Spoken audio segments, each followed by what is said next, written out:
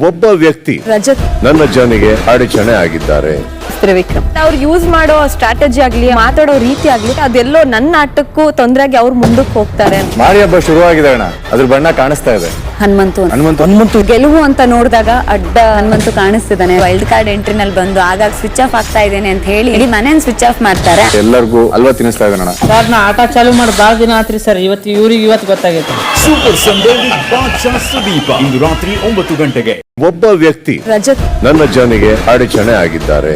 ತ್ರಿವಿಕ್ರಮ್ ಅವ್ರು ಯೂಸ್ ಮಾಡೋ ಸ್ಟ್ರಾಟಜಿ ಆಗ್ಲಿ ಮಾತಾಡೋ ರೀತಿ ಆಗ್ಲಿ ಅದೆಲ್ಲೋ ನನ್ನ ಆಟಕ್ಕೂ ತೊಂದರೆಗೆ ಅವ್ರು ಮುಂದಕ್ಕೆ ಹೋಗ್ತಾರೆ. ಮಾರಿ ಹಬ್ಬ ಶುರುವಾಗಿದೆ ಅಣ್ಣ, ಅದ್ರ ಬಣ್ಣ ಕಾಣಿಸ್ತಾ ಇದೆ.